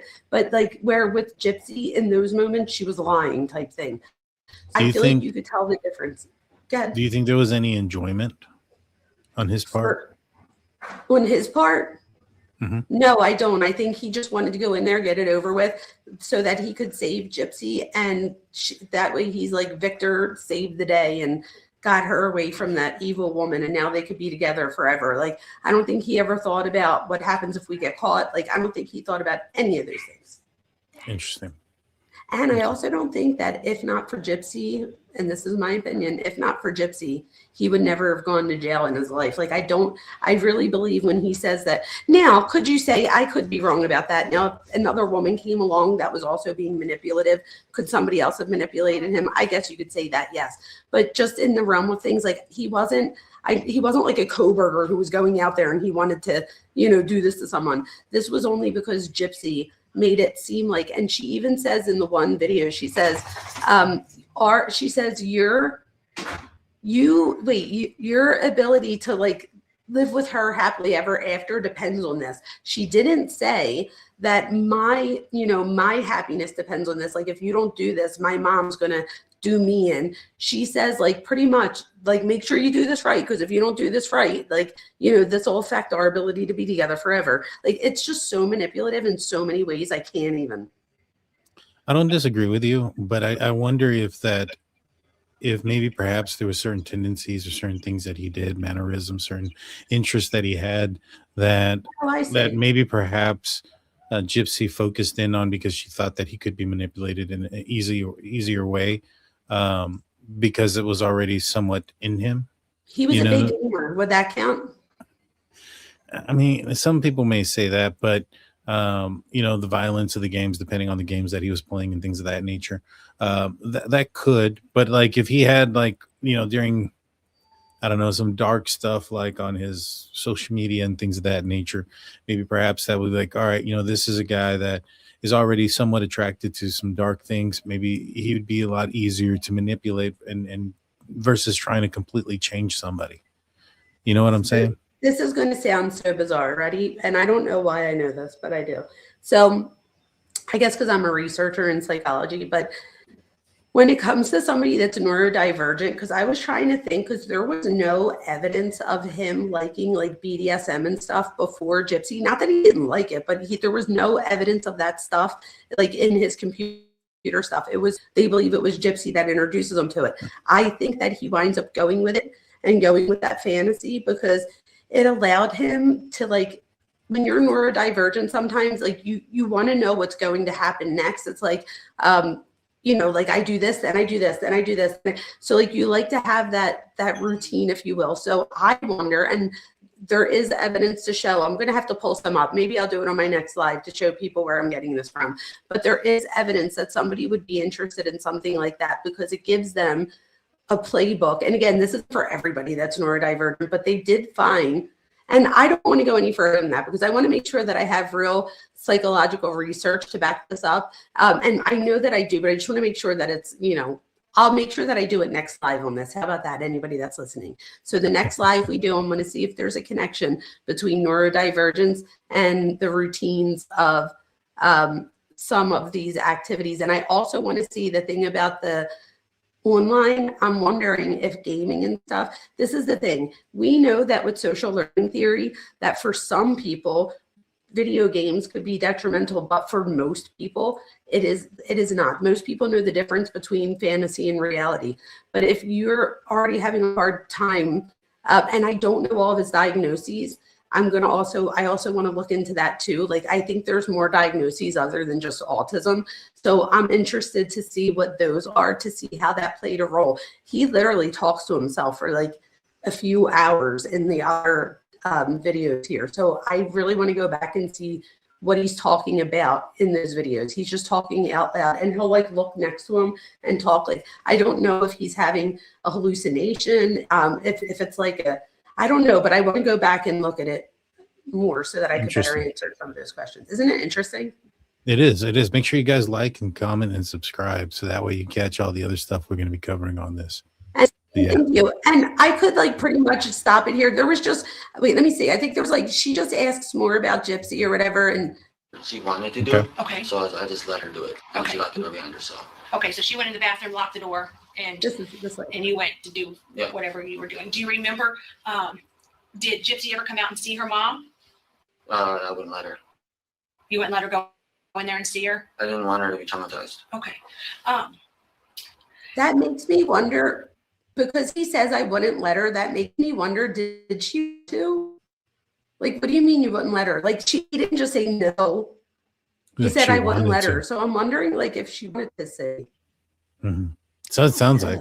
I didn't catch that the first time. Did But this is you like- have sex with It's right. Oh, she asked if he had You didn't sex stick with her penis anywhere on her? Nope. Are you sure? Yep. Positive. I'm 100% positive. Okay. Did you stick your penis in her mouth? Nope. Okay. Did your penis touch anywhere on Dee's body? Nope. Okay. Did your mouth touch anywhere on Dee's body? No. Okay. You didn't kiss her or Nope. lick her or anything like that? No. Okay. Did Gypsy come in and do anything like that with her mom? No. Touch her mom's privates? or- No, she wouldn't do that. Okay. No, she wouldn't. Okay. All right. What do you think about people that have sex with dead bodies? It's quite disturbing, honestly. Okay. That would bother you? Yeah. Okay. I don't like necrophilia. Okay. Oh, is that an actual thing? What does that mean, necrophilia? Can you pause that? Necrophilia actually means to have sex with the dead. Okay. Have you ever known anybody to do that? Can you pause it? How does he know what it is if he's not like? Yeah, it's paused. Did somebody did that happen to her? To Dee's body? So so what happened was no, but what happened was on the from his computer, somebody goes on Facebook onto Gypsy and Dee Dee's Facebook. So they break into her account when really they realize that it's Gypsy. Eventually they realize it's Gypsy on his computer. But at this point, I think they still think that it was him. And it says on there, I R'd her dead body. I think that's what it said. Yeah. So, and I don't know why Gypsy would have wrote that, especially like they would have had evidence of that. You know what I mean? I don't know. But I don't know if Gypsy was trying to make it look like some like violent person. I don't know. But they do. She does eventually admit that she wrote those posts. Interesting. Yeah. But the other thing is too, I mean, like he's aware of what it is. The term. Oh, the necrophilia. Yeah. I did think about that. Like, how did he know what it was? Now, this is the only thing, right? Didn't who was it? No, I don't think that was. Oh no, maybe it was. Did Jeffrey Dahmer? Did he do necrophilia? This is the thing. She tells him in She one brought of her. up Jeffrey Dahmer. She does, and she first tells him that. Wait till you hear this, and this is where I'll like wrap up. So wait, let me back here. I think we watched enough of this. She then goes on to ask about him having sex with Gypsy after this, and he says that he tries, but he has a hard time performing or whatever, so on and so forth. But the interesting thing about the Jeffrey Dahmer, all that stuff, and the necrophilia, I'm thinking he might have looked it up because right before, like a few weeks before this, Gypsy says to him that he reminds her of, oh my God, what's the one that doesn't kill, but he has other people kill for him? Oh my gosh. Manson. Yeah, Manson. She tells him that he reminds her of Manson. He then goes and watches a documentary and something else, and he gets mad at her. Like, he doesn't like talk to her mad at her. He's like, don't you ever. He's like, I am not like him. So then she's like, no, I meant Jeffrey Dahmer. But she calls him Jeffrey Dahmer. She's like, I meant Jeffrey Dahmer. And I don't know what his reaction was to that. I'm going to have to keep looking into that. But I believe Jeffrey Dahmer, like, so if he went and looked up the other one, maybe he looked up that one too. And I believed he did have S with. So I don't know if he then was just looking it up or if it was something he already knew about. And then that would go to your point. There have already been things that attracted him as far as his thought process? If she is this master manipulator, it could also be a way of manipulating him to search up these things so that when law enforcement go looking at his search history, they see all these interesting things that he was searching up. And it is on that level. I'm telling you, I think that's what it is. Yep. This is why I had to have you on, because I knew you would like some of the things that I had in my head that I wasn't really sure of. I knew to make clear, and that was one of them. I think that that's probably what it is. And even with like the Victor thing, so that she could say like, oh, he had these like mean personas, or he was this dominatrix or whatever. But then we see these, I don't know if she thought that they weren't going to be able to like track all of her videos and stuff, but throughout the videos, you realize that she's the one that creates the characters and not him. But my thing is, why did they give her a deal? They literally gave her a deal. She does 8 years. She's not only out, she's a mom now. What if I told you that one of her videos tells him, if we have a little boy, we're going to protect him. If we have a little girl, when she's 13, I'm going to make sure she loses her virginity to you. That's weird. And now That's she has a little girl. But now she has a little girl. I'm like, ugh. I mean, I don't Yeah. think the little girl's dad would ever do that. I'm just saying, just the fact that, you know, and she tries to say now that she's not the same person she was before, but we're talking about like 8 years prior. And we're not talking about like 30 years ago. Yeah. Yeah. And I mean, and in that video, she also said that her evil, I guess, persona isn't as evil as his, you know, and she's like, again, trying to build this evil person up, manipulate this guy into searching these things, make him want to be a Manson or a Dahmer. And also at the same time, you know, if law enforcement goes and looks, they got their suspect, you know, that's why she goes onto his computer and puts those things. So, because she knows if they find this on his computer, what else are they going to find on his computer? They're going to find these searches. They're going to find the search history. This is all going to lead back to him, and she's going to get off. You know, she obviously, in my opinion, this is just my opinion. You know, she probably, you know, looked out for him, looked out for somebody that was easily susceptible to being manipulated and potentially had some sort of tendencies for violent, you know, entertainment at the very least. And so kind of what it sounds like to me. Me too. I think she definitely sought him out as well. I think, and then I think she like groomed him. She love bombed him. She did all the things. And I don't think that she really feels the guilt and remorse. And again, this is my opinion, but I don't, and even back then, like she literally rolls on him in that she was just doing those videos right before this. And then when it was time for her to realize that they were onto her, she then just rolls on him and is like, yeah, he was a violent person. He hated my mom. Like, and it was like, wait, what? So my thing is, do you think, and again, this is just an opinion, you guys, but do you think that this is how we'll kind of sum it up? Do you think she got over on the investigators? Because my thing is, there's clearly, when you look through these case files, there is, and this is only part of the case files, there is clearly enough evidence, in my opinion, to show that she was just as responsible for this as he was. So if he's doing life without parole, should she have gotten a trial and gotten that too? Or like, does she get off easy? She has a baby now. She's married. So was she found guilty or did she take a plea? Took a plea, but like, why didn't he get a plea? Well, so here's the thing with her. You have jury can be a coin flip, and if they find some sort of any ties with the defendant, whether it be sympathy, attraction, whatever the case may be. In this scenario, it may be sympathy. In other cases, it may be attraction, where you see a defendant who appears to be an attractive person. And so, you know, that can sway a jury also in one direction. In this scenario, the optics is, you know, the possibility of what her mom did.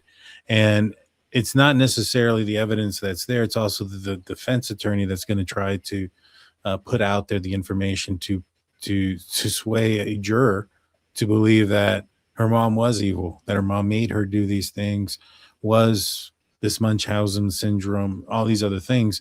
And now that becomes a little bit of a toss up. With him, it's more of a slam dunk case. You know, he admitted to it. He's the one that did it. And you know, I don't think you need to give him a plea deal. With her, I think that there is the possibility that she could have gotten ahead of steam with people. I mean, how many cases do people side with the defendant?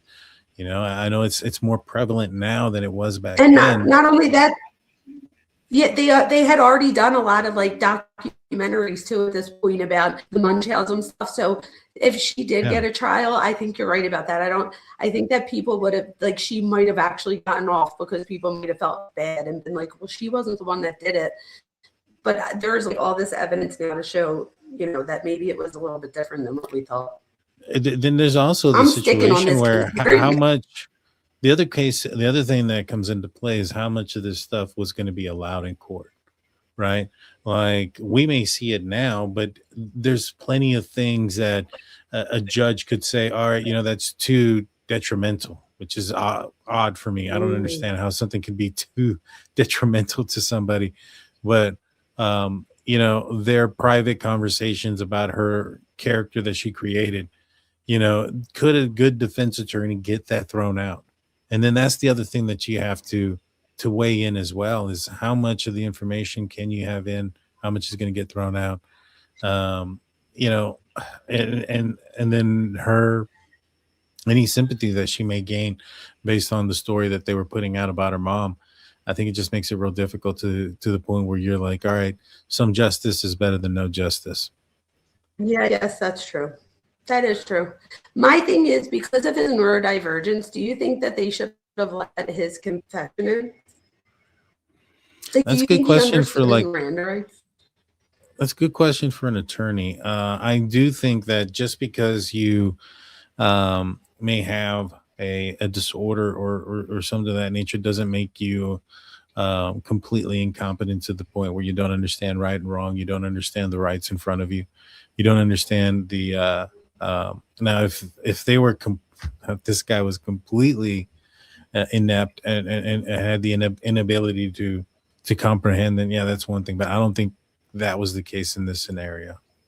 I got you. You know, I think that just like Bryan Kohberger, where he was on the spectrum, just because you're on the spectrum doesn't mean that you don't know the difference between right and wrong, and that you don't know when somebody tells you, do you understand that the words that can be used against you or can be used against you? Because at the end of the day, it's not like he was a juvenile. He was what, 26 years old. He's an adult, and Yeah, so or older, maybe 27 or something. yeah, and so I don't think it should have been thrown out. You know, I know nowadays. When did this happen? This happened some time ago, right? So back then, it probably definitely would. 2015. Yeah, definitely wouldn't have. Nowadays, there's, there could be some leg to stand there. I can see that being a reason to perhaps maybe not get the death penalty or things of that nature, but not necessarily throw out the confession. Kind of like Bryan Kohberger, they wanted to throw out the death penalty because of his autism and stuff. It was more of a mitigation to or litigation for the death penalty or whatever. I think that they probably could have used that in this manner, more so than getting anything thrown out. Okay. She wound up testifying too. Testifying against In his- him? Well, I mean, Like in his trial. I don't know. Does anybody know? I believe she testified for the prosecution. I believe in so, the but let's end, see. I know that she testified. if her goal was to get rid of her mom and have a different life and move on from this guy and let him fall for it, I mean, it only cost her how many years? 8, you said? It's wild. Yep. It's wild. Defense. Oh, they said the defense. The defense called her. Oh, I need to go and listen to it. Like you could find the trial and stuff on YouTube. So I'm going to go back and listen to her testimony for sure. Interesting. Said it was a mess. But anyway, Daniel, I don't want to keep you all night, and I am just so appreciative that you did this so last minute. And so everybody here, I'm sure, is so appreciative. You guys, if you are in here on my channel, please, please, please do me a solid and go subscribe to Daniel over at the DT Show. He's amazing. He does all different cases, and you're actually tell them what you're doing, and I'm going to appear over there for one of them soon too. So let them know what you're doing. So yeah, I've been covering the Spencer Tepe and Monique Tepe murders, double homicide in Ohio. Columbus, Ohio was the dentist and his spouse. There was a recent arrest. An ex-spouse was arrested, Monique's ex-husband. They've been divorced for 9 years. He apparently, I kind of called this, like, I don't like to toot my own horn here, but I said that this was a very calculated offense. I felt like this was possibly somebody that was very similar to Bryan Kohberger, where they took a lot of time and effort.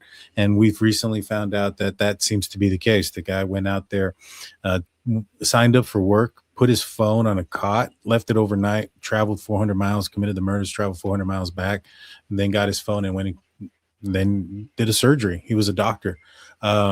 Found out, I think here recently, he had a silencer and some other things. There was a lot of evidence, in my opinion, that really pointed out that this person had calculatedly committed this crime. One of the biggest clues was the fact that this person didn't drive up to the house. This person walked from at least a block away. So, that's not the sign of somebody who's losing control. That's the sign of somebody who knows what they're doing. There was no sign of forced entry. There was no sign of a motive at first, and we found out later that nothing was ransacked, and the bodies were found inside of the inside of their bedrooms on the second floor. You know, all this indicated to me that the dentist nor the dentist's wife had allowed the perpetrator into the house. This wasn't somebody that they knew. And it also told me that the objection of, or the object of the crime was to go into that room and take out both, you know, the teppies. And come to find out, absolutely everything was exactly as I called it. This guy was calculated. He, in my opinion, there's some things, and I'll break it down to you when we look further into it. You know, there's a camera in the alley. He looks down as he's passing the camera, looks up as he's passing by, is making these weird steps. My opinion, trying to hide his gait or try to hide his steps. And yes, and I saw that. To me, that told me if this is somebody doing that, this is somebody that's really planned this out. There's a lot of forethought. There's a lot of planning involved. And so I want to get your thought process on the kind of person it takes, or what kind of person it is that is going to wait this amount of time, who's going to commit this type of crime, who, when walking into the bedroom and faced with, you know, because so like, for instance, I think that he took everything away that he wanted. He took away her, he took away him, their relationship, their marriage. Didn't take away the kids. I think this is a narcissist. I don't really think narcissist likes kids. And so he didn't do anything. He left the kids there by himself. And that was one of the things that I had brought up in my last live, is I think that he took what he thought was going to be his. And, you know, when you have a narcissist, a lot of people ask, why didn't he do anything to the kids? If he's a narcissist, he doesn't have any feelings. Why would he care? Well, I don't think that the kids were anything that he wanted in life. I think everything else that they had together was. And so I want to get your opinions on those things. There's so much about the case that I want to get your opinion as we find out about this guy named Michael McKee, who's the alleged murderer in this case.